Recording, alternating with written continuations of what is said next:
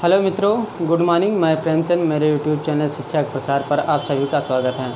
मित्रों, आज हम लोग क्लास 10 की जो प्रकाश चैप्टर चल रहा था उसी के आगे हम लोग कुछ और महत्वपूर्ण बिंदुओं पर चर्चा करेंगे। जैसा कि मैंने पिछली क्लास में एक दो क्लास को छोड़ करके और पिछली क्लास में जो साइंस क्लास चल रही थी, यानी कि साइंस का जो तीसरा भाग गया था उसमें लगभग तीसरे ही भाग में, तो उसमें मैंने ये बताया था कि अवतल दर्पण और उत्तल दर्पण के सूत्र का निगमन अगले क्लास में क्या किया जाएगा, डिस्कस किया जाएगा। तो आज हम लोग क्या करते हैं, उत्तल दर्पण और अवतल दर्पण के सूत्र का निगमन कर लेते हैं, देखते हैं दोनों हो पाता है या नहीं। यदि दोनों हो जाता है तो बहुत सही है, नहीं होता तो उसकी अगली क्लास में तो आने वाले क्लासों में हम लोग क्या करेंगे, उसकी चर्चा करेंगे। जैसा कि देखा जाए, आज की जो क्लास है वह अवतल दर्पण के सूत्र का निगमन है। तो अवतल दर्पण के जो सूत्र का निगमन है वो क्लास 10th में अधिकतर पूछा जाता है, क्लास 10th और इंटर में वो अधिकतर पूछा जाता है। तो आज हम लोग सूत्र का निगमन करते हैं अवतल दर्पण का, फिर उसके बाद देखते हैं उत्तल दर्पण के सूत्र का निगमन हो पाता है या नहीं। तो जैसे देखें, अवतल दर्पण का सूत्र ये होता है, जो हमको निगमन करना है 1/f बराबर 1/v + 1/u। तो ये सूत्र को हमको क्या करना है, निगमन करना है। और यह सूत्र जो है क्लास 10th में जब बोर्ड में पेपर आता है, यानी बोर्ड का जब पेपर आता है तो उसमें 6 नंबर 5 नंबर में पूछा जाता है इस प्रश्न को। बहुत ही इम्पोर्टेंट टॉपिक है। लेकिन यदि इस बार का पेपर देखा जाए एनसीईआरटी बेस के आधार पर, फ़िलहाल 2017 से लागू हुआ है एनसीईआरटी, लेकिन 2017 से देखा जाए तो 2017, 18 और 19 में जो हुआ पेपर, उसमें ये सूत्र का निगमन जो है ये पूछा गया। लेकिन जो 2020 वाला अभी हाल ही में पेपर हुआ है क्लास 10th का, उसमें जो है ये सूत्र का निगमन नहीं पूछा गया। लेकिन हमको बताना बहुत ही आवश्यक है, क्योंकि यदि हम नहीं बताएंगे, मान लीजिए कि अगले सत्र में, आने वाले सत्रों में पूछ लिया जाएगा तो आप लोग ही कहेंगे सर अवतल दर्पण व उत्तल दर्पण सूत्र का निगमन नहीं करवाएं। यदि करवाए होते तो आज हम लोग उसको पेपर में क्या करते हैं, लिख करके आते हैं, निगमन करके आते हैं। तो हम लोग इसको देखते हैं विस्तार रूप से और डीप रूप से। तो देखा जाए दोस्तों, तो आज की जो टॉपिक है हमारी, वो अवतल दर्पण और उत्तल दर्पण के सूत्र का निगमन की टॉपिक है। जैसे कि आप लोग यहाँ लिख सकते हैं, टॉपिक क्या लिख सकते हैं, अवतल दर्पण के सूत्र का निगमन। बहुत ही इम्पॉर्टेंट टॉपिक है ये, इसको आप लोग ध्यानपूर्वक समझिएगा। जहाँ नहीं समझ में आएगा आप कमेंट करके क्या करिएगा, मैसेज करिएगा मेरे पास, ओके। तो इसका पहले हम सर्वप्रथम फिगर ड्रा करते हैं, फिगर के माध्यम से इसको क्या करते हैं, समझा जाता है, ओके।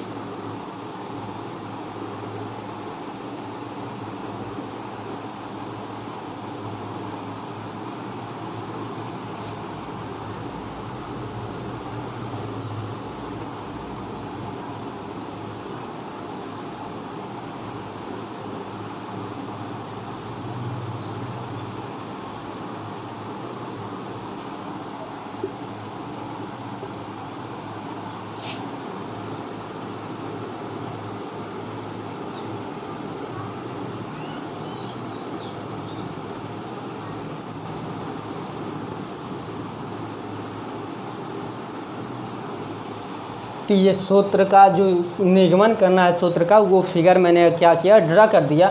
और इसको हम लोग समझते हैं किस प्रकार इसको बनाया जाता है, इसकी परिभाषा किस प्रकार, यानी कि निगमन में जो मान करके लिखा जाता है उसको किस प्रकार लिखा जाता है, वो हम लोग देखते हैं। तो इसमें आप लोगों को ध्यान ये देना है, लेकिन इसको आप इस प्रकार लिखिएगा बोर्ड में, जो मैं बताने जा रहा हूँ। आप इस प्रकार इसको रटिए मत, समझ लीजिए, बस हो गया। तो किस प्रकार आप लोग समझिए, जैसा कि माना m1 m2, माना m1 m2 एक अवतल दर्पण। क्या ये माना M1 व M2 एक क्या है अवतल दर्पण, इतना मान लियो। ओके, माना M1 व M2 एक अवतल दर्पण है जिसका ध्रुव क्या है P है, ध्रुव अर्थात P। ये प्रोसेस क्या हुआ क्लियर हुआ। माना M1 व M2 एक अवतल दर्पण है जिसका ध्रुव P है, इतनी बात क्लियर। तथा वक्रता केंद्र C है, वक्रता केंद्र C है तथा फोकस क्या है F है, इतनी बात क्लियर।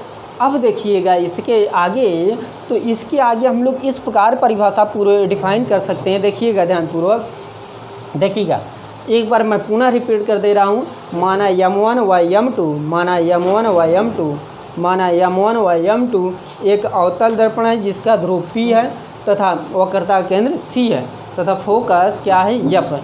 तो आप लोग इसके आगे देख लीजिए, देखिएगा दर्पण के मुख्य अक्ष के समांतर किसी बिंदु पर, दर्पण के मुख्य अक्ष के समांतर किसी बिंदु पर, दर्पण के मुख्य अक्ष के समांतर किसी बिंदु पर O व O डैश एक वस्तु क्या हुई है रखी गई है।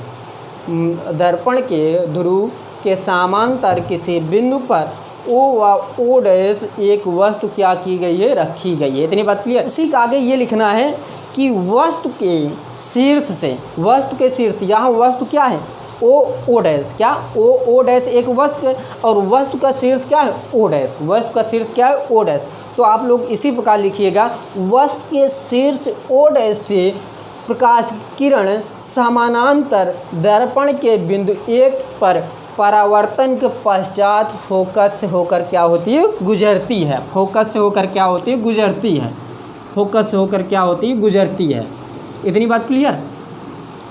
तो फिर इसी के आगे देखना है, इसी प्रकार क्या, इसी प्रकार वस्तु के शीर्ष O से कोई प्रकाश किरण जब डाली जाती है तो वह वक्रता केंद्र से होते हुए दर्पण के बिंदु O पर टकराने के पश्चात अपने ही मार्ग में क्या होती वापस चली जाती है, इतनी बात क्लियर।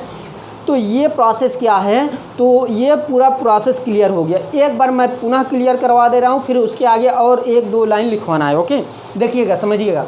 माना M1 व M2 एक अवतल दर्पण है जिसका ध्रुव P है तथा वक्रता केंद्र C है तथा फोकस दूरी क्या है F है, या फोकस क्या है F है। दर्पण के मुख्य अक्ष के समांतर किसी बिंदु पर O व O डैश एक वस्तु क्या की गई है रखी गई, इतनी बात क्लियर। फिर उसी के आगे देखिएगा, वस्तु के शीर्ष O से प्रकाश किरण समानांतर, किसके समानांतर, इस अक्ष के समानांतर दर्पण के आने के पश्चात फोकस होकर क्या होती गुजरती है। तथा इसी प्रकार वस्तु के शीर्ष O से कोई प्रकाश किरण जब डाली जाती है तो वह वक्रता केंद्र से होते हुए दर्पण के आने के टकराने के पश्चात अपने ही मार्ग में पुनः वापस हो जाती है, इतनी बात क्लियर। तथा I व I डैश एक क्या है वस्तु है, क्या है वस्तु है, प्रतिबिंब का न, वस्तु की प्रतिबिंब है, वस्तु क्या है प्रतिबिंब, ये वस्तु है, ये वस्तु क्या है प्रतिबिंब है, इतनी बात क्लियर। तो इसके आगे आपको 1 लाइन 2 लाइन लिखना है। फिलहाल जितनी प्रोसेस मैंने बताया इसको आप एग्जैक्ट टू एग्जैक्ट बोर्ड में लिख कर आइएगा, एग्जैक्ट टू एग्जैक्ट आप बोर्ड में लिख करके आइएगा, आपको एग्जैक्ट नंबर मिलेगा, इतनी बात क्लियर। तो हम लोग यहाँ 1-2 लाइन लिखते हैं तो उसके आगे प्रोसेस इसका क्या करते हैं समझते हैं, इतनी बात क्लियर। तो हम लोग देखते हैं दोस्तों, ये देखिएगा ज़रूर, बहुत ही इम्पॉर्टेंट कड़ी है। तो यहाँ आप लोग ये लिखिएगा, माना,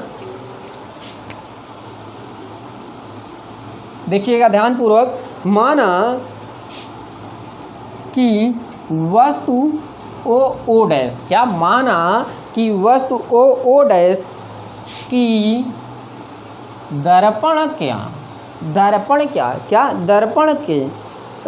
के इस प्रकार लिखिएगा, दर्पण के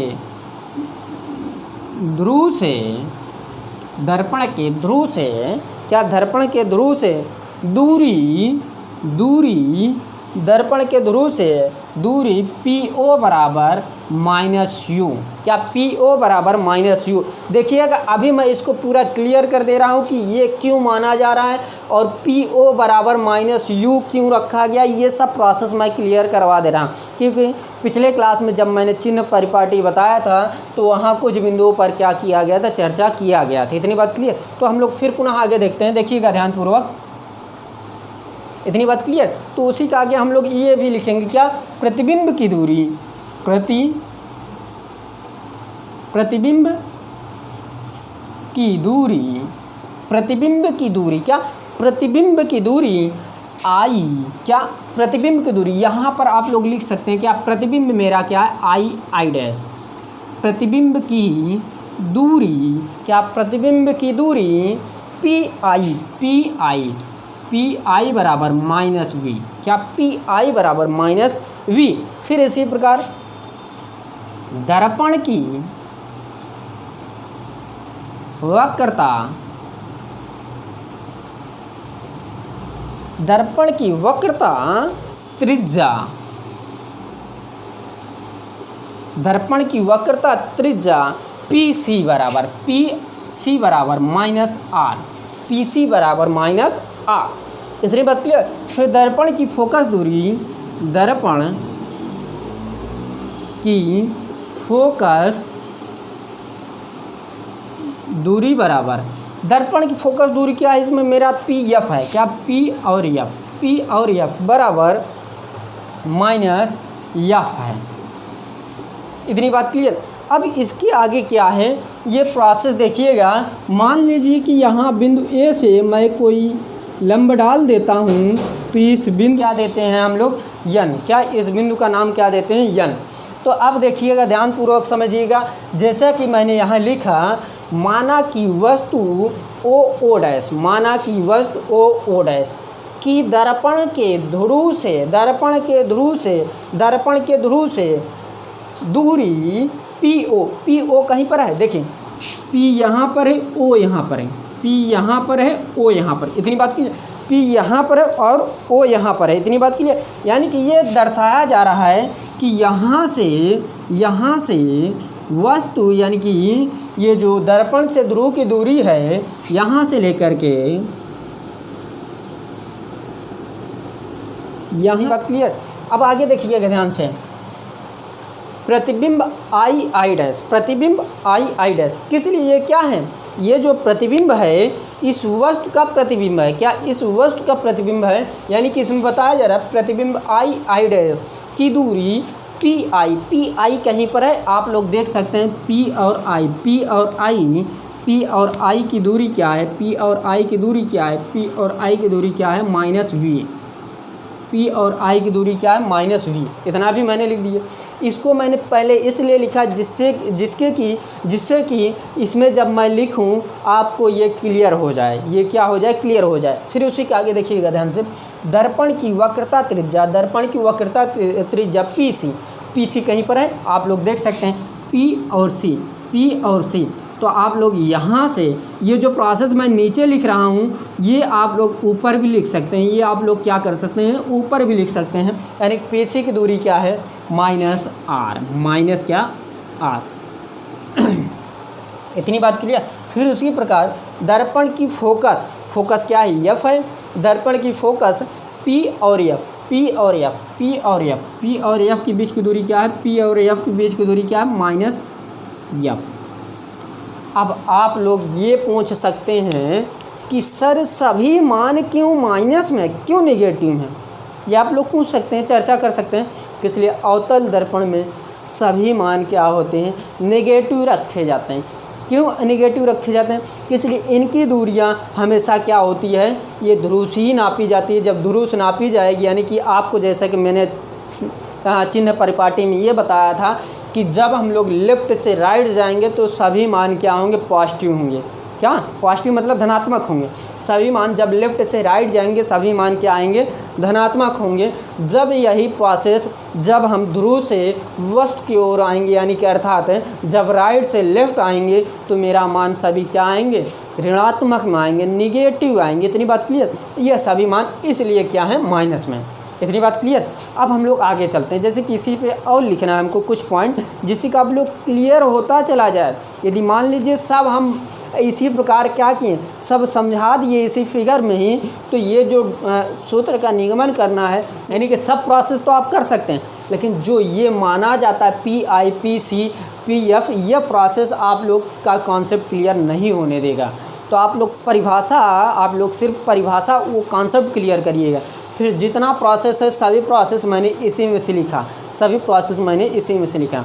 इतनी बात क्लियर। फिर उसी के आगे हम लोग एक लाइन दो लाइन और क्या करते हैं देख लेते हैं। ओके, तो यहाँ आप लोग लिख सकते हैं कि ये माने क्यों माइनस में होती हैं, यहाँ आप लोग क्या कर सकते हैं लिख सकते हैं। तो मैं लिख दे रहा हूँ जिससे कि आपको क्लियर हो जाए, क्या, जिससे कि आपको ये क्लियर हो जाए। ये सभी दूरियाँ, ये सभी दूरियाँ आपतित, क्या, ये सभी दूरियाँ आपतित किरण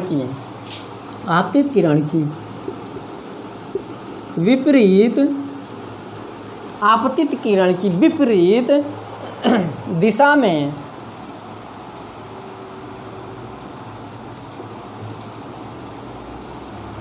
नापी जाती हैं। आप दिशा क्या विपरीत, आपतित मतलब ये सब किरण क्या हो रही जा रहे हैं, लेकिन इनके विपरीत ध्रुव से नापी जा रही। जो मैंने क्लियर किया कि जब हम लेफ्ट से राइट नापेंगे दूरी, यानी कि जब लेफ्ट से राइट के कोई भी प्रकाश किरण जाएगी आपतित होगी, तो वह मान क्या होंगे, सभी पॉजिटिव आएंगे, यानी कि धनात्मक होंगे। यदि यही ध्रुव से यानी कि राइट से लेफ्ट आएंगे, सभी मान ऋणात्मक में आएंगे, सभी मान क्या आएंगे, ऋणात्मक, यानी कि निगेटिव में आएंगे। इतनी बात क्लियर। तो इसी का आगे और थोड़ा एक आध लाइन लिख लीजिए। अतः क्या, अतः ऋणात्मक चिन्ह, अतः ऋणात्मक चिन्ह के साथ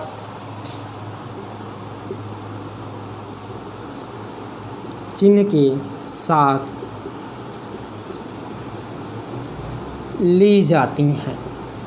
तो मान लीजिए कि यदि आप लोग बोर्ड में लिख रहे हैं, मान लीजिए कि आप लोग यदि बोर्ड में लिख रहे हैं, ये आप लोग प्रोसेस लिख दिए। यदि एग्ज़ामिनर को क्लियर करना है, यानी क्लियर करवाना है, उसके सामने स्पष्ट करना है, तो ये आपको एक पॉइंट यानी कि एक लाइन में क्या करना है, लिखना है। क्या लिखना है, यहाँ आप लोग नोट भी डाल के लिख सकते हैं, या इसको ब्रैकेट के अंदर करके क्या कर सकते हैं, लिख सकते हैं, जिससे कि एग्ज़ाम, और जब लिखिएगा ये ब्लैक पेन से लिखिएगा, जिससे कि एग्ज़ामिनर को सर्वप्रथम यहीं पर फोकस जाए कि यदि ये बच्चा ये काली पेन से लिखा है, ब्लैक पेन से लिखा है, तो इसका कोई ना कोई तो रीज़न होगा। तो ये आप प्रोसेस समझिएगा। ये कंडीशन होती है सब नंबर दिलवाने का। एग्ज़ामिनर यानी कि ज़्यादा प्रभावित हो जाता है कि बच्चा इसमें जो पॉइंट है, जो इम्पॉर्टेंट पॉइंट व्यू हैं, वो बच्चा जो है अलग पेन से क्या किया गया है, लिखा गया है, यानी कि बच्चा अलग पेन से क्या किया है, लिखा है। इतनी बात क्लियर। अब देखते हैं फिर उसी का आगे, इसको हम लोग क्या करते हैं, रफ कर देते हैं। क्या रफ कर देते हैं, लेकिन यहाँ जो प्रोसेस है इसको हम लोग यहाँ पर लिख लेते हैं। यहाँ इसको क्या करते हैं, लिख लेते हैं। मान लीजिए कि PO इस प्रकार लिख लीजिए कि इसको, जिससे कि इसको हमको पुनः बार बार क्या रिपीट ना करना पड़े। PO बराबर -U और PI बराबर -V, PC बराबर क्या है, -R, PF बराबर -F। इतनी बात क्लियर। तो अब हम लोग इसको क्या कर सकते हैं, रफ कर सकते हैं। इतनी बात क्लियर। तो इसको हम लोग क्या करते हैं, रफ कर देते हैं।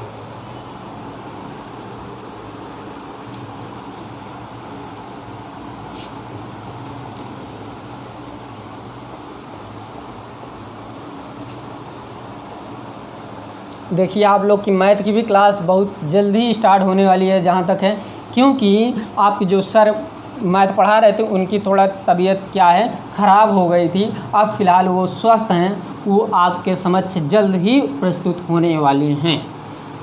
तो आप फ़िलहाल इंतज़ार करिए कुछ, जैसा कि इतना दिन चला गया, कुछ और दिन क्या करिए आप लोग इंतज़ार कर लीजिए, जिससे कि वो स्वस्थ हो जाए एकदम पूर्णतः। तो हम लोग इसके आगे क्या करते हैं, इस पर क्या और फोकस करते हैं कि इसके आगे क्या पॉइंट व्यू रखा जा सकता है। इतनी बात क्लियर। तो इसी के आगे हम एक लाइन 2 लाइन और लिखने जा रहे हैं, आप लोग ध्यान से पूर्वक समझिएगा। फिलहाल ये जब मैं लिखूँगा उसके बाद लिखने के बाद मैं ये आपको क्या करूँगा समझाऊँगा, जिससे कि जब मैं लिख दूँगा तो सभी प्रोसेस चित्र से ही समझाऊँगा, सभी प्रोसेस क्या करूँगा चित्र से ही समझाऊँगा। मान लीजिए कि एक बार लिखने लगूँगा यानी कि लिखते हुए समझाऊँगा, ये वीडियो क्या होगी लंबी हो जाएगी, ज़्यादा ही लंबी हो जाएगी, बहुत ही ज़्यादा लंबी हो जाएगी। तो इसको हम लोग क्या करते हैं, एक बार लिख देते हैं तब आपको विस्तार रूप से क्या करते हैं समझा देते हैं। इतनी बात क्लियर, मेरे साथ भी लिखिएगा आप लोग। तो देखिएगा, त्रिभुज OO' त्रिभुज OO' तथा त्रिभुज OO' तथा CI' या इसको CI' भी लिख सकते हैं, या जो लिखा है इसको एक प्रकार यानी कि ये जो मेरा लिखा है CI', इतनी बात क्लियर। तो यहाँ क्या है, ये क्या है समकोण है, क्या समकोण है, समकोण है। तो इसी के आगे ध्यानपूर्वक समझिएगा सभी लोग। OO' बटे II', क्या OO' बटे II' बराबर CO बटे IC। इसको हम लोग इक्वेशन क्या मान लेते हैं, फर्स्ट मान लेते हैं। इसको मैं अभी क्लियर करवा देता हूँ, आप लोग इससे निश्चिंत रहिए। इतनी बात क्लियर। फिर उसी के आगे हम लोग एक बिंदु और लिखते हैं जो हिंदी में लिखी जाएगी। इसी प्रकार त्रिभुज II', इसी प्रकार II' तथा ANF, क्या ANF भी समकोण है, भी क्या है समकोण है, समकोण है। ये सभी प्रोसेस आपको मैं क्लियर करवा रहा हूँ। मुख्य अक्ष, क्या मुख्य अक्ष पर A, मुख्य अक्ष पर A खींची या खींचा गया लंब, खींचा गया लंब AN है। अब आप लोग ये कह सकते हैं कि सर ये जो AN वाला प्रोसेस है, जब आप लोग आप परिभाषा बता रहे थे तो ये आप लंब नहीं डाले थे।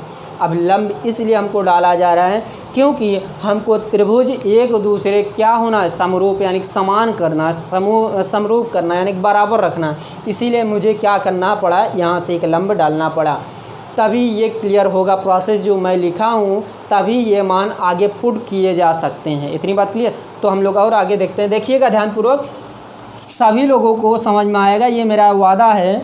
आप लोग ध्यानपूर्वक देखते रहिए, बस हो गया।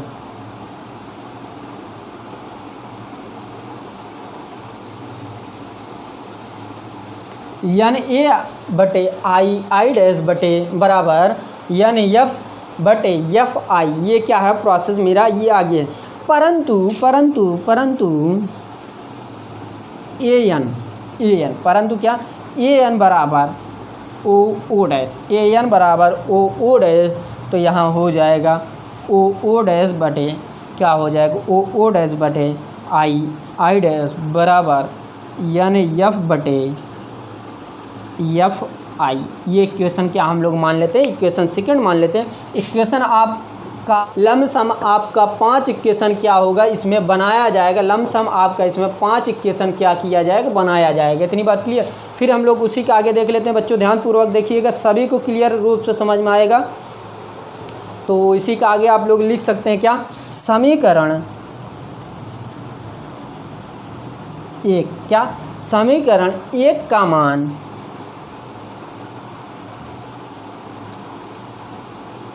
समीकरण 2 में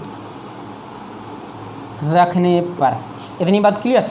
तो ये जो प्रोसेस है हम लोग एक बार क्या करते हैं, समझा देते हैं। मैं एक बार समझा दे रहा हूँ, तब इसके बाद मान रखता हूँ, जिससे कि आप लोग क्या हो जाए, क्लियर हो जाए। तो आप लोग ध्यानपूर्वक समझिएगा।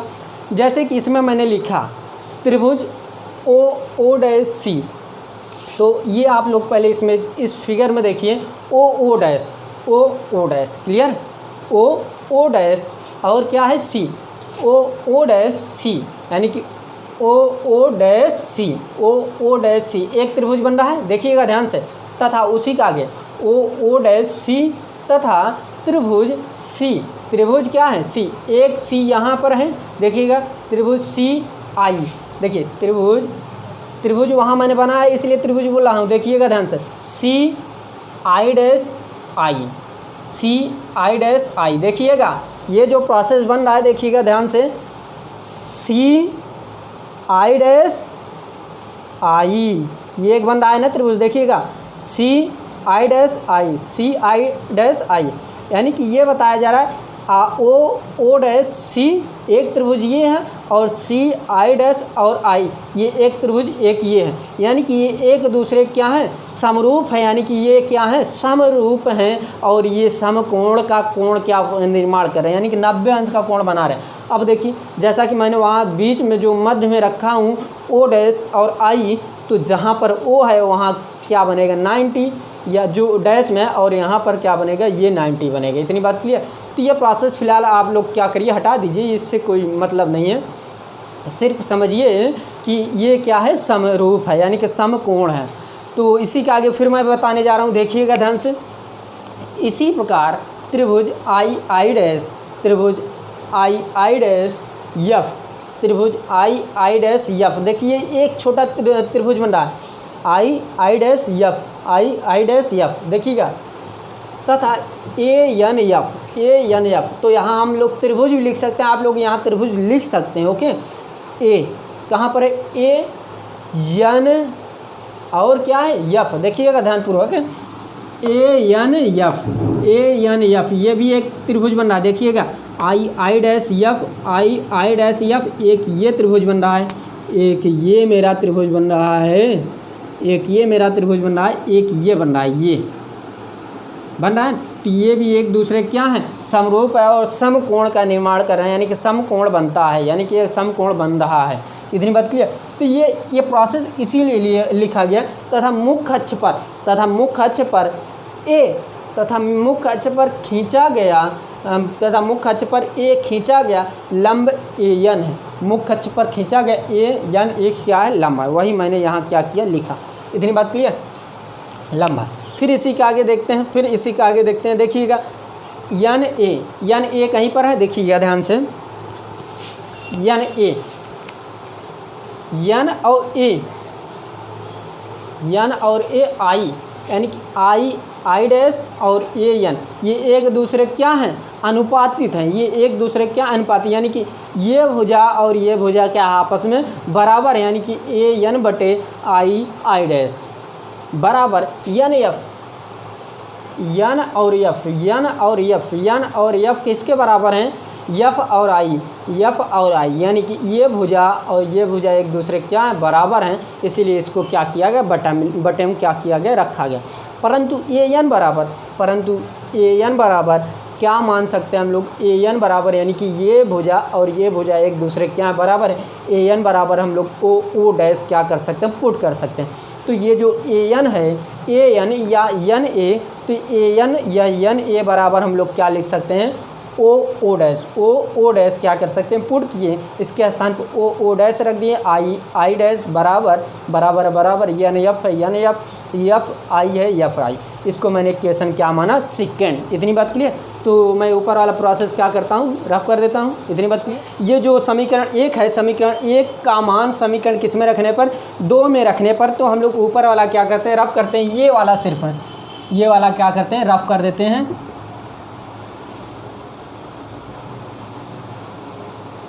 अब देखिएगा सभी लोग,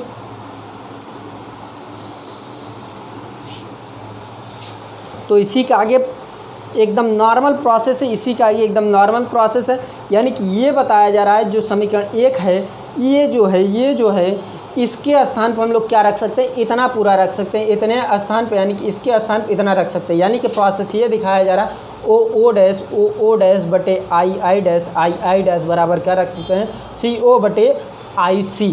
इतनी बात क्लियर। तो ये हम लोग रख सकते हैं, यानी कि इसके स्थान पे यानी कि इसके स्थान पर ये जो मान दिया गया है इसके स्थान पर क्या पुट कर सकते हैं, ये पुट कर सकते हैं। यानी कि इसके स्थान पर हम क्या कर रहे हैं, इतना रख रहे हैं, यानी कि इसको क्या कर रहे हैं, CO बटे IC बराबर बचा क्या मेरा NF बटे F और I। इतनी बात क्लियर। तो ये आप लोग क्या इस समीकरण को क्या मान सकते हैं, इस समीकरण को आप क्या मान सकते हैं, 3 मान सकते हैं, समीकरण 3 बना सकते हैं। इतनी बात क्लियर। तो अब हम लोग क्या करते हैं, नीचे वाले को रफ करते हैं। तो इसी के आगे आपको एक लाइन लिखना पड़ेगा जिससे कि आपको और क्लियरिटी इसमें होती चली जाए। ये आपको 5 नंबर या 6 नंबर में या 4 नंबर में आपसे एग्जामिनर पूछेगा बोर्ड में। इतनी बात क्लियर। यदि आप लोग इसको समझ कर बोर्ड में चले जा सकते हैं, यदि इसको समझ कर बोर्ड में जाए हैं तो आपका 4 नंबर 5 नंबर या 6 नंबर फिक्स रहेगा। यदि सिर्फ सूत्र का निगमन पूछेगा तो ये क्या करना पड़ेगा, आपको पूरा प्रोसेस लिखना पड़ेगा। यदि यही सिर्फ क्या कहेगा कि सूत्र का यानी कि अवतल दर्पण का सूत्र क्या करिए लिखिए, तो 1 नंबर में पूछता है अवतल दर्पण का सूत्र लिखिए। तो इसके आगे हम लोग लिखते हैं, ध्यानपूर्वक समझिएगा सभी लोग। तो यहाँ लिख सकते हैं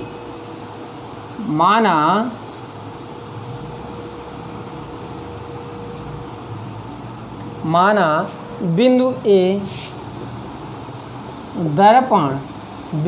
दर्पण के ध्रुव बिंदु ए के दर्पण के ध्रुव P के बहुत समीप है। क्या है, बहुत समीप है। क्या है, बहुत समीप है। अतः NF बराबर PF लगभग क्या है, बराबर है।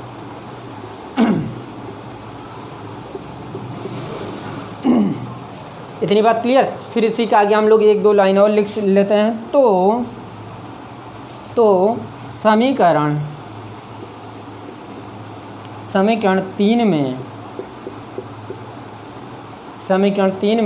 NF का मान रखने पर, NF का मान समीकरण किस में रखने पर, 3 में।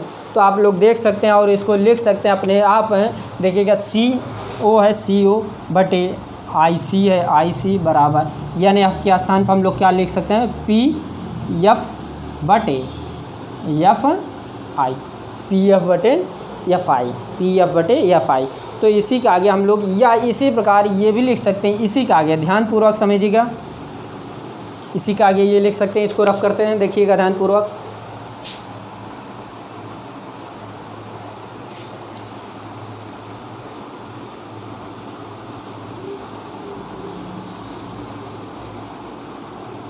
इसमें कोई समझाने वाली बात नहीं थी, ये पूरा प्रोसेस मैं इसी बिंदु से उठाकर लिखा हूँ। आप लोग ये देख सकते हैं उसमें कि सर ये आप तो लिख दिए लेकिन समझाए नहीं।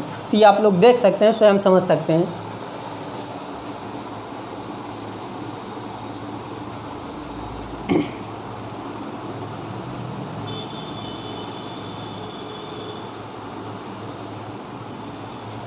अब देखिए ये जो प्रोसेस है इसी के आगे हम लोग क्या कर सकते हैं, मान सकते हैं CO क्या, CO बराबर या मान सकते हैं CO बराबर क्या, CO बराबर PO माइनस PC, CO बराबर CO बराबर PO माइनस PC। इतनी बात क्लियर। लेकिन इसके पहले जो मैंने यहाँ नीचे लिखा था उसको हम लोग क्या लिख लेते हैं जिससे कि आपको क्लियर हो जाए। CO बटे क्या हो जाएगा, IC बराबर PF बटे FI। तो यहाँ आप लोग लिख सकते हैं जो मैं लिखने जा रहा था। CO बराबर PO माइनस PC, CO बराबर PO माइनस PC। फिर उसी के आगे IC बराबर, ये मैं अभी समझा दे रहा हूँ, निश्चिंत रहिए, PC माइनस PI।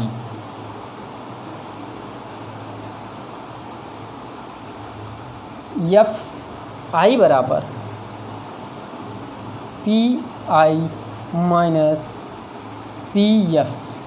तो आप लोग देखिएगा ये जो प्रोसेस है सी ओ, क्या सी ओ कहीं पर है, सी ओ, सी ओ ये है C O P O minus P C, P O देखिए P O minus P C, P C यानी बड़ी भुजा में से, यानी बड़ी भुजा में से यदि छोटी भुजा घटाएंगे तभी मेरा सी ओ मिलेगा। यानी ये मिलेगा कब, ये कब मिलेगा जब हम लोग P O minus P C करेंगे, P O minus P C करेंगे, पी ओ माइनस पी सी।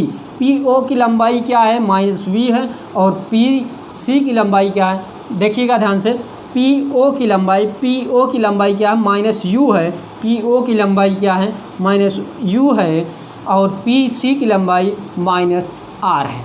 तो यानी कि बड़ी भुजा में छोटी भुजा घटाएंगे तभी ये भुजा क्या होगी, मेरी प्राप्त होगी। इतनी बात क्लियर।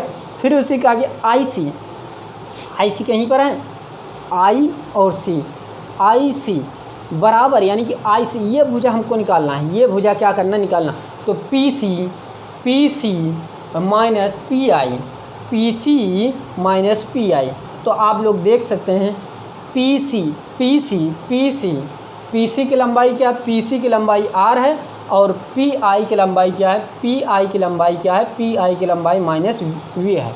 पी सी की लंबाई माइनस आर है और पी आई की लंबाई माइनस वी है। इतनी बात क्लियर। फिर उसी के आगे देखिएगा एफ और आई, ये प्रोसेस देखिएगा। एफ आई कैसे निकलेगा, ये जो पी आई है, पी और आई माइनस क्या, पी आई की लंबाई क्या, माइनस वी, और पी एफ की लंबाई, पी और एफ की लंबाई क्या है, माइनस एफ। यानी कि इसमें ये बताया जा रहा है पी आई में जब हम पी एफ घटाएंगे, कब, यानी पी आई में जब पी एफ घटाएंगे तभी मेरा एफ आई प्राप्त होगा। इतनी बात क्लियर। तो इसी के आगे जो फंक्शन है मैं यहाँ पर इसको क्या करता हूँ, पुट करता हूँ। ये जो मान है सभी इस पर क्या करता हूँ, पुट करता हूँ। देखिएगा ध्यानपूर्वक सभी लोग। सी ओ का मान क्या है, सी ओ का मान देखिएगा, ये प्रोसेस पूरा दिया गया, यानी सी ओ के स्थान क्या पुट कर सकते हैं, P O minus P C बटे हैं आई सी कहीं है, आई सी यहाँ पर है, देखिएगा आई सी का मान क्या दिया है, यहाँ पर दिया है, P C minus P I बराबर पी एफ कहीं दिया है, इसमें पी एफ दिया नहीं तो पी एफ को पी एफ ही रहने दीजिए आप लोग, और एफ आई दिया है, एफ आई का मान पुट कर दीजिए, P I minus P F. इतनी बात क्लियर। अब देखिए ये मेरा जो फंक्शन था जिस पे मुझे मान क्या करना है, पुट करना है, तो अब हमको क्या करना पड़ेगा, मान पुट करना पड़ेगा। देखिएगा आप लोग ध्यानपूर्वक। तो ये पी ओ का मान क्या दिया वहाँ पर, देखिएगा यहाँ पर पी ओ का मान क्या दिया, माइनस यू, पी ओ का मान क्या दिया है, माइनस यू मैंने पुट किया, माइनस है माइनस लगा दिया। पी सी का मान क्या दिया है, माइनस आर। इतनी बात क्लियर। आप लोग ध्यानपूर्वक समझिए, बहुत ही स्पष्ट रूप से मैं समझाऊंगा इसको। पी सी का मान क्या है, पी सी का मान क्या है, माइनस आर, पी सी का मान क्या है, माइनस आर, और माइनस यहाँ माइनस मैंने इसको क्या किया, पुट किया, और पी आई का मान क्या दिया, माइनस वी बराबर पी एफ है, पी और एफ का मान क्या दिया है, माइनस एफ। इतनी बात क्लियर। पी आई का मान क्या दिया, minus V, minus. P F का मान क्या है, पी एफ का मान माइनस एफ है, माइनस एफ। इतनी बात क्लियर।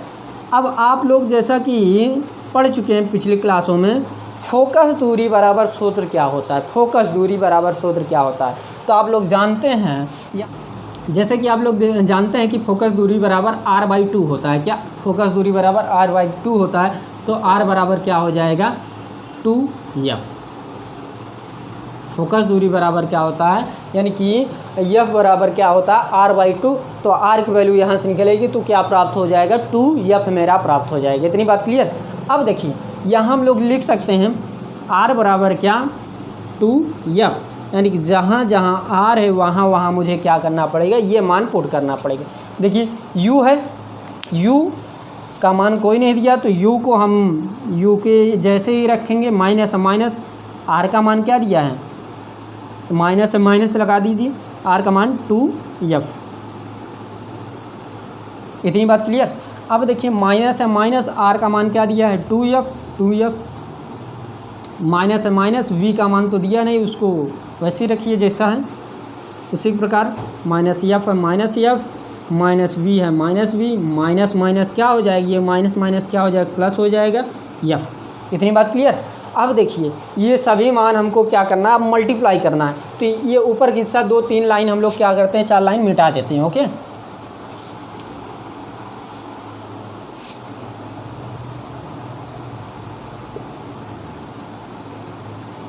अब देखिए तो आप लोग तिर्यक मल्टीप्लाई तो जानते होंगे, तो इसका गुणा इसमें, इसका गुणा इसमें, तो यानी कि इसका गुणा इसमें होगा तो ये हो जाएगा minus V plus F, minus V plus F into ये जो प्रोसेस है माइनस यू है, यू माइनस और माइनस क्या हो जाएगा, माइनस माइनस क्या हो जाएगा, प्लस हो जाएगा।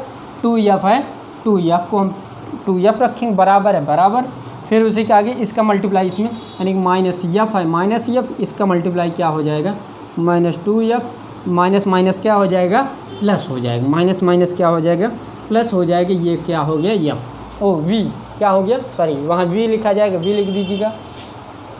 तो अब देखिए अब इसका मल्टीप्लाई एक बार इसमें हो जाएगा, फिर इसी का मल्टीप्लाई इसमें एक बार होगा। देखिएगा माइनस माइनस क्या हो जाएगा, प्लस v का गुणा u होगा, क्या हो जाएगा, u और v हो जाएगा, क्लियर।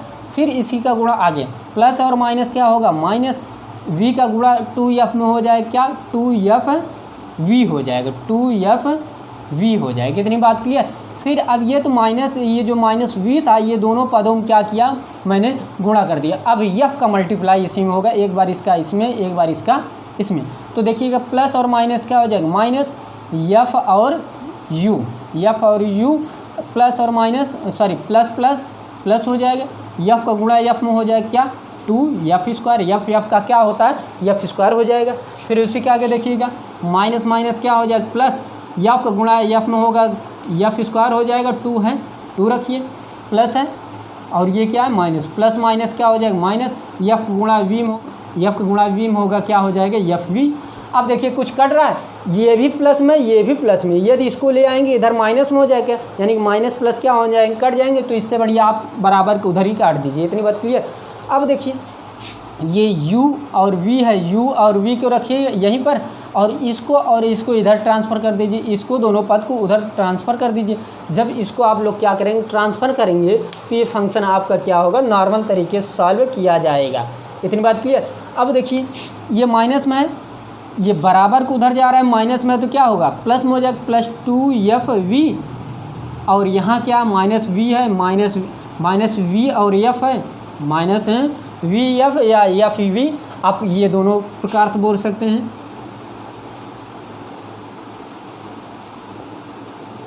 अब देखिए माइनस में उधर गया, क्या हो गया, प्लस हो गया, f और u, ध्यानपूर्वक समझिएगा सभी लोग, u और v, देखिए f और v, यहाँ एक है यहाँ 2 है, 2 में से गया एक बचा, यानी कि एक मत लिखिए, एक तो क्या होता है, हिडन होता है, नहीं छिपा रहता है, तो यहाँ बचेगा क्या, f और v, यहाँ बचा क्या, प्लस f और u।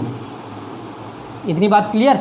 तो इतनी बात क्लियर है, तो हमको सिद्ध क्या करना है, आप लोग जानते हैं कि 1/f बराबर 1/v प्लस 1/u, या इसी को हम लोग लिखते हैं 1/f बराबर 1/u प्लस 1/v।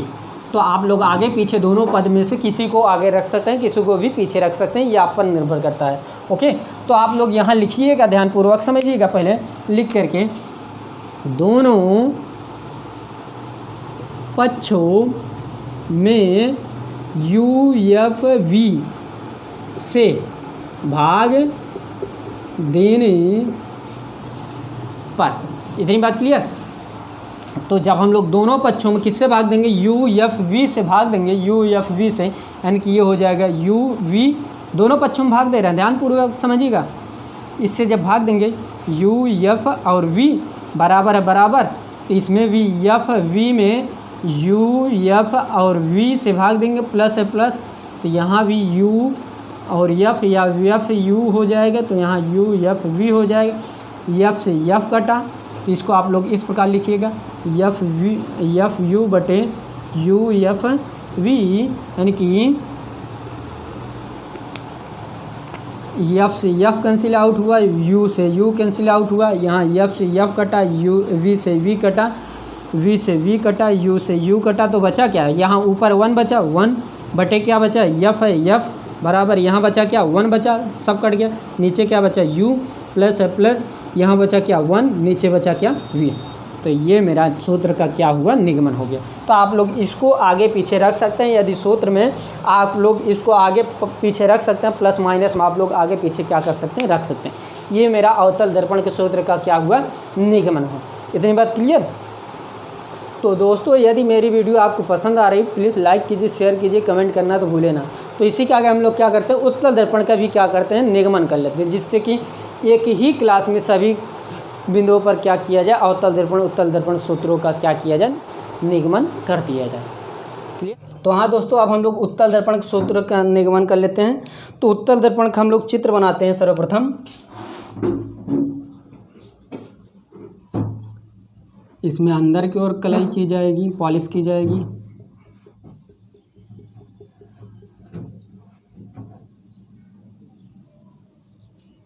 तो यहाँ मान लीजिए कोई वस्तु है,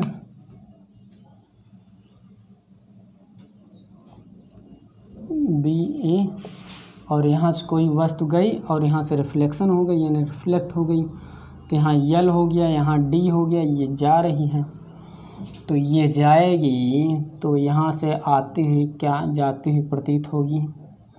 फिर यहाँ से कोई प्रकाश किरण जाएगी, तो ऐसे जाती हुई क्या होगी, यहाँ पर क्या होगी, मिल जाएगी। और इसका बिंदु का नाम है सी, इसका नाम है एफ, और यहाँ एक प्रतिबिंब बनेगा और इस प्रतिबिंब का नाम रहेगा ए डैश बी डैश, नाम दे दिए। और ये प्रोसेस हो गया मेरा क्लियर। तो इसको हम लोग क्या करते हैं, समझते हैं, ध्यानपूर्वक समझिएगा सभी लोग। और इसका नाम देते हैं M1 और M2, इसका नाम दे दिए। अब समझिए, बहुत इंपॉर्टेंट कड़ी है, इसके आगे कोई फंक्शन, कोई भी ज़्यादा फंक्शन है नहीं। तो ये P नाम देते हैं ध्रुव, और यहाँ से एक लंब डाल देते हैं जो N है। देखिए अब समझिए, सेम टू सेम परिभाषा रहेगी, बस इसमें ये ध्यान देना है कि इसमें थोड़ा सा प्लस माइनस से डिफरेंट रहेगा, बस हो गया।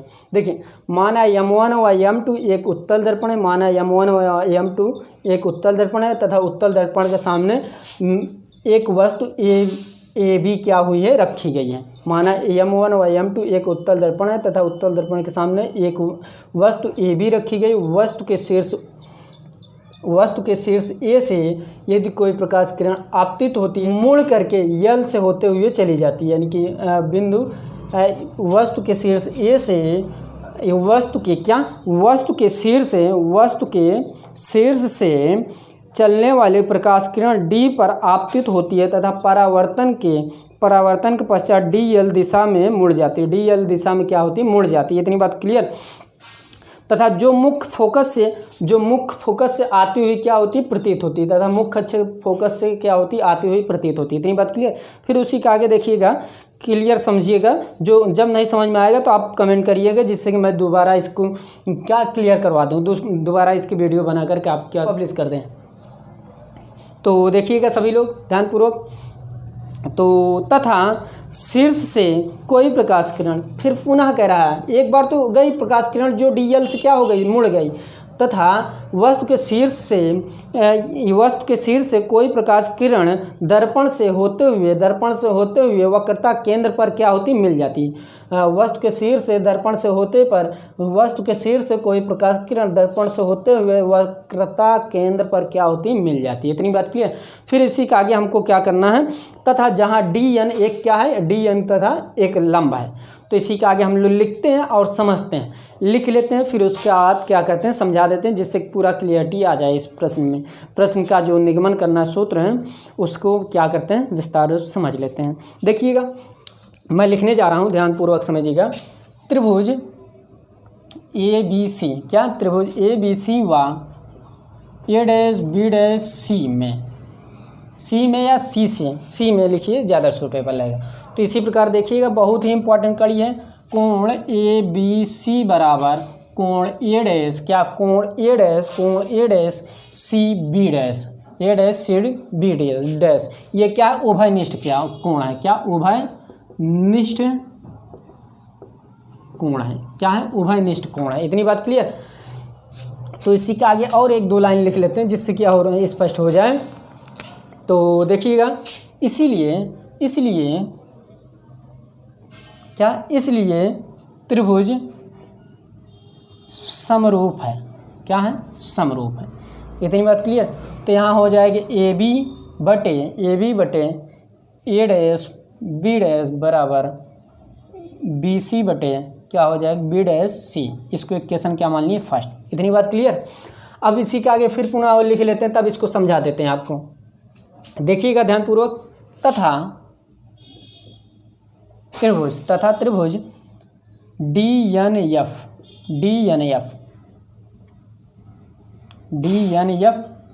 तथा ए डैश बी डैश एफ में, इसी में देखना है। तो यहाँ हो जाएगी, ये भी प्रोसेस हो जाएगा, कोण डी एफ एन बराबर कोण ए डैश एफ बी डैश। ये क्या है, एक उभयनिष्ठ कोण है, उभयनिष्ठ कोण है। इतनी बात क्लियर, समझिएगा ध्यानपूर्वक। फिर इसी के आगे लिखते हैं, यहाँ डी एन बटे ए डैश बी डैश बराबर क्या हो जाएगा एन एफ बटे बी डैश एफ। इक्वेशन इसको क्या मान लेते हैं, सेकंड मान लेते हैं। इतनी बात क्लियर। अब इसी के आगे और लिखते हैं,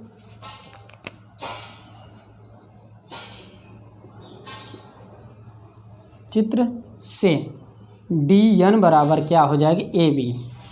जहाँ पर डी एन है उसके स्थान पर हम लोग क्या करेंगे, ए बी रखेंगे, यानी कि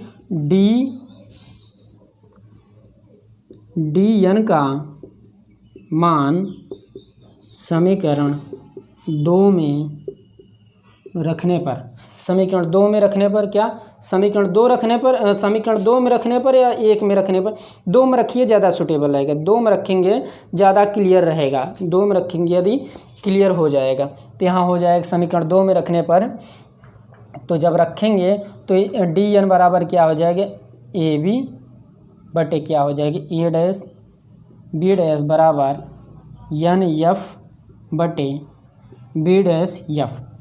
तो इक्वेशन हम लोग इसको क्या मान लेते हैं, 3 मान लेते हैं, यानी कि इक्वेशन 3 मान लेते हैं।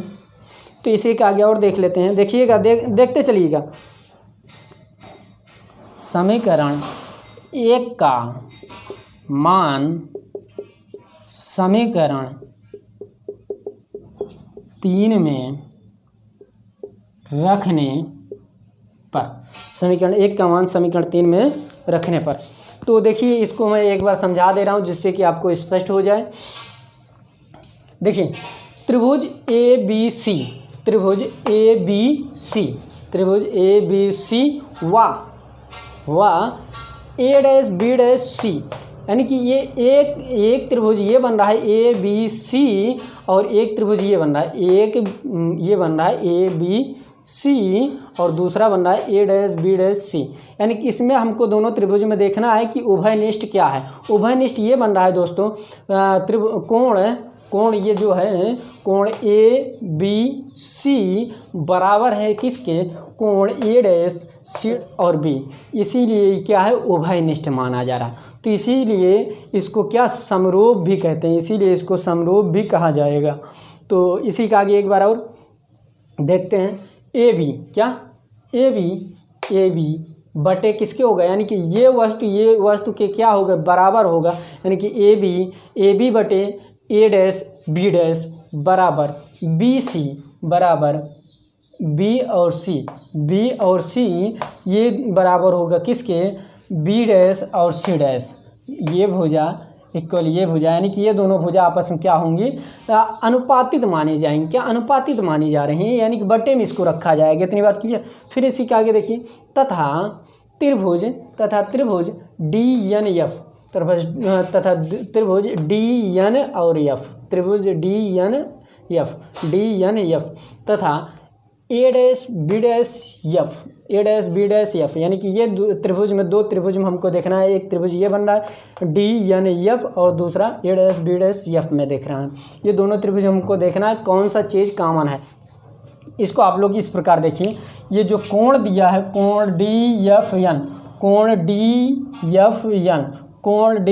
एन बराबर है किसके, कोण ए डैश एफ बी डैश, ये दोनों कोण आपस में, यानी कि त्रिभुज कोण डी एफ और एन बराबर है किसके, कोण ए एफ डैश, कोण ए यानी कोण ए डैश एफ और बी डैश, कोण ए डैश एफ बी डैश। इतनी बात, यानी कि ये दोनों एक दूसरे क्या है, यानी कि ये उभयनिष्ठ कोण बनेंगे। ये क्या है, उभयनिष्ठ कोण बनेंगे। इसको आप लोग समझ सकते हैं। आगे मुझे चित्र में देखना है, चित्र से डी एन बराबर ए बी, कि ये जो डी एन का मान है हमको किस में रखना है, इक्वेशन 2 में रखना है। तो ये मैंने ए बी के स्थान क्या लिखा, ए बी के स्थान पर, यानी कि ये जो फंक्शन था डी एन, यहाँ जो था समीकरण कौन सा, 2, समीकरण डी एन में, यानी कि समीकरण 1-2 में डी एन के बराबर मुझे क्या रखना पड़ा, ए बी, डी एन के बराबर मुझे ए बी रखना पड़ा, वही है सेम टू सेम उतार दिए, और ये भी है सेम टू सेम। तो यहाँ ये समझाया जा रहा है समीकरण 1 का मान समीकरण 3 में रखने पर। तो यहाँ देखिए ए बी बटे ए डैश, ए बी बटे ए डैश बी, यानी कि इसके बराबर इतना हमको क्या करना, पुट करना है, यानी कि इसके बराबर इतना रखना है, यानी कि इसके बराबर हमको क्या करना है, इतना पुट करना है। ध्यानपूर्वक समझिएगा। तो यहाँ जब हम पुट करेंगे, यानी कि इसके बराबर ये रखेंगे, तो ये हो जाएगा बी सी बटे बी डैश सी बराबर क्या हो जाएगा, N F B dash F. ये इक्वेशन क्या हो जाएगा, 4 बन जाएगी। इतनी बात क्लियर। ये क्लियर करवाने के लिए मैंने ये सब फंक्शन किया। इसको रफ करते हैं।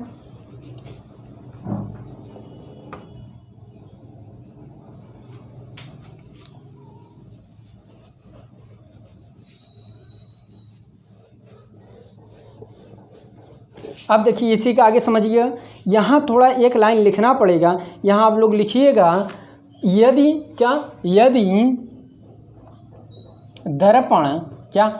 दर्पण ध्यानपूर्वक समझिएगा, यदि दर्पण का द्वारक अत्यंत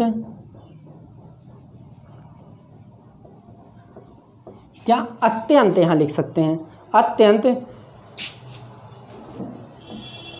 छोटा हो तो बिंदु यन, क्या बिंदु यन दर्पण के ध्रुव लिखिएगा, दर्पण के ध्रुव के बहुत समीप होगा। ये लिखना पड़ेगा। जो प्रोसेस मैंने अवतल दर्पण में रखा वही प्रोसेस यहाँ भी रखना पड़ रहा है। तो ये आप लोग लिख लीजिए, तो जिससे कि मैं इसको क्या करूँ, रफ कर सकूँ। तो इसको रफ कर दे रहा हूँ, ये वाला भी प्रोसेस रफ कर दे रहा हूँ। पहले इसको रफ करता हूँ।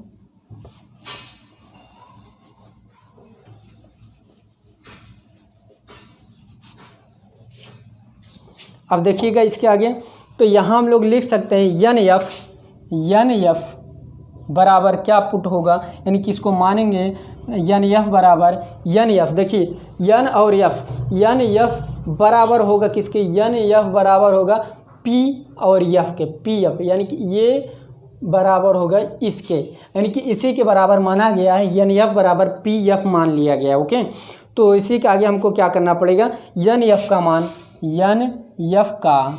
मान समीकरण किस में रखने पर, ये 4 में रखने पर, 4 क्या था, ये है। तो देखिए BC है, BC को हम लोग BC को ही रखेंगे सेम टू सेम वही BC बटे B डैश C। तो यहाँ NF का स्थान पर क्या होगा PF बटे क्या हो जाएगा B डैश F। इसको इक्वेशन हम लोग क्या बना सकते हैं, इक्वेशन 5 बना सकते हैं। इक्वेशन क्या बना सकते हैं 5। इतनी बात क्लियर। तो अब हम लोग नीचे वाला पद को क्या करते हैं, रफ कर देते हैं। नीचे वाले पद को क्या करते हैं, रफ कर देते हैं चित्र से। तो यहाँ जैसे कि जिस प्रकार मैंने पिछले अवतल दर्पण में मैंने बताया, तो BC बराबर यहाँ हो जाए क्या BP plus PC, BP plus BC। उसी प्रकार B डैश F बराबर हो जाएगा PF माइनस PB डैश। तो उसी का आगे PC बराबर P डैश C बराबर PC माइनस PB। ये क्लियर। यहाँ समझिएगा, मैं समझाने जा रहा हूँ।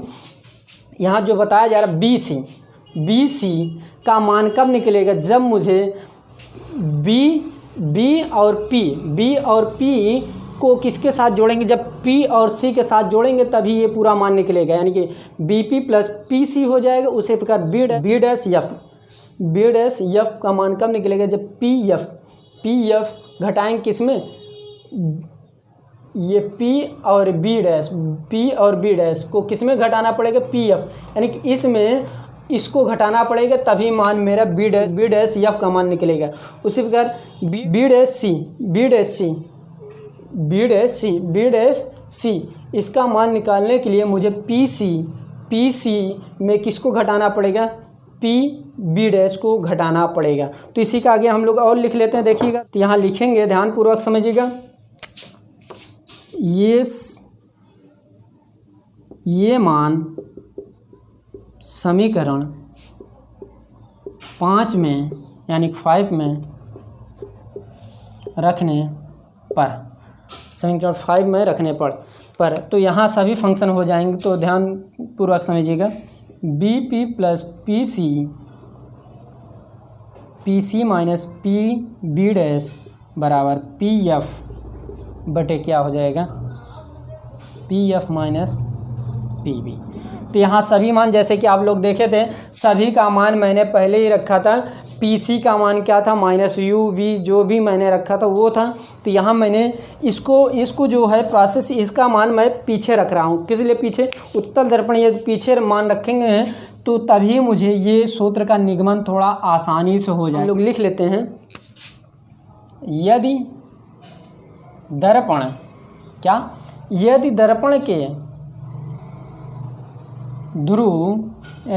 के ध्रुव से वस्तु की दूरी u, प्रतिबिंब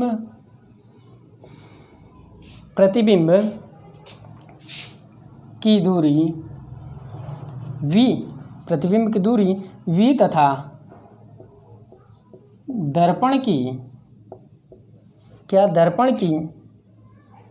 फोकस दूरी f, दर्पण की फोकस दूरी f हो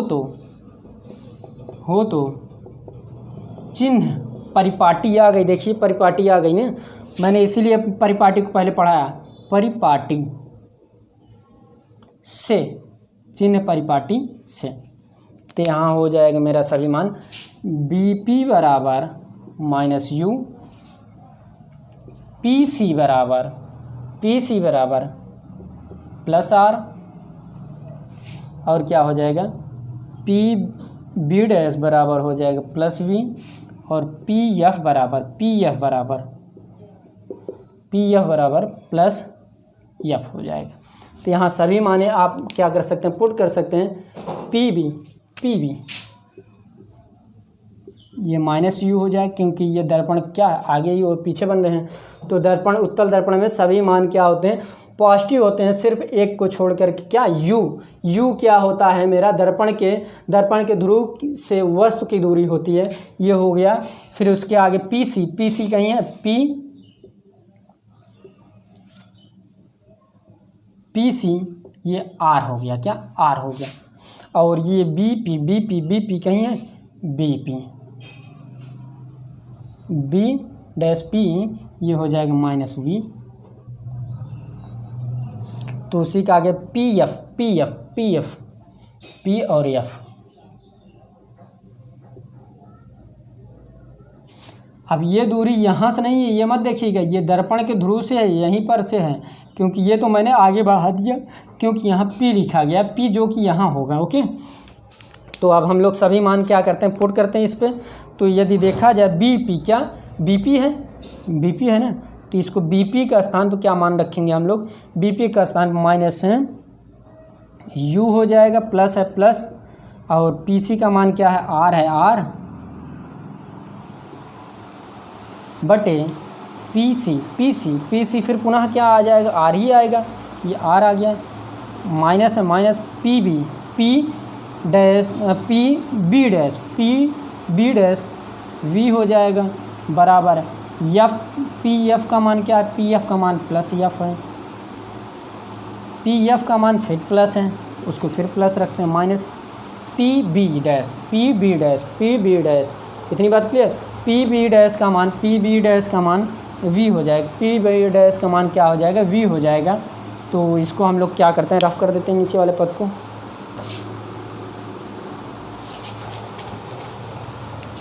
तो अब सभी का मल्टीप्लाई कर देते हैं सेम टू सेम इसी प्रकार। पहले इसका मल्टीप्लाई इसमें होगा, पहले इसको लिख लेते हैं तब मल्टीप्लाई करते हैं, जिससे कि आसानी हो जाए आपको।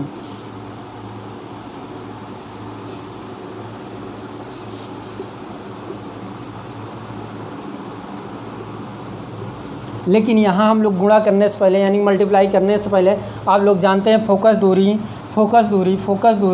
बराबर क्या होता है, फोकस दूरी बराबर क्या होता है, r/2 यानी कि यहाँ कैपिटल R होगा, कैपिटल R/2 हो जाएगा, तो यहाँ हो जाएगा, निकल जाएगा, तो R बराबर हो जाएगा 2F। इतनी बात क्लियर। तो यानी कि जहाँ जहाँ R है वहाँ मैं क्या रख सकता हूँ, 2F रख सकता हूँ।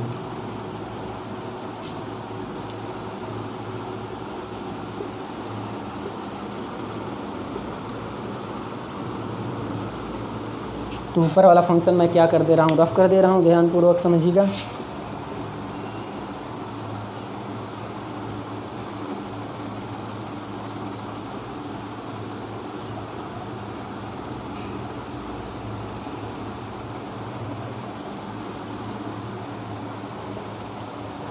तो अब देखिएगा ध्यानपूर्वक, इसका मल्टीप्लाई मुझे इसमें करना पड़ेगा, यानी कि इसका मल्टीप्लाई इसमें करेंगे, माइनस और प्लस और माइनस हो जाएगा, u का गुणा f में हो जाएगा, UF हो जाएगा, फिर माइनस क्या हो जाएगा, प्लस हो जाएगा, u का गुणा v में होगा तो UV हो जाएगा, फिर उसी का आगे गुणा इसमें हो जाएगा, इसका गुणा इसमें होगा तो प्लस हो जाएगा क्या, 2F², फिर इसी गुणा इसमें होगा तो माइनस 2FV हो जाएगा बराबर इसका गुणा इसमें यानी कि 2F² माइनस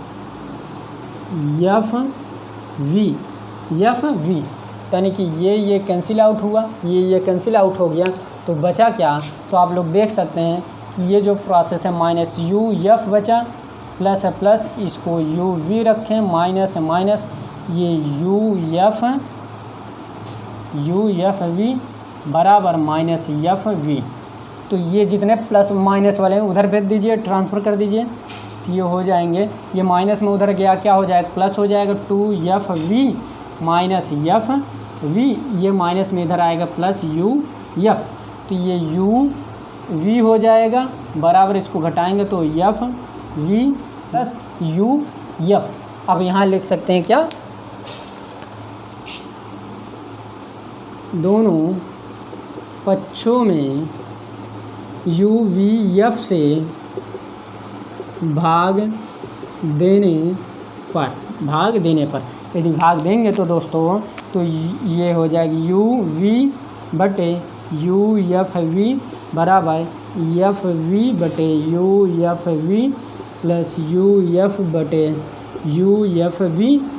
U से U कैंसिल आउट, U से क्या हुआ, U से U कैंसिल आउट, F से F, वी से वी, एफ से एफ, वी से वी, यू से यू, 1/f बटे बराबर, अब 1/f बराबर 1/u प्लस 1/v।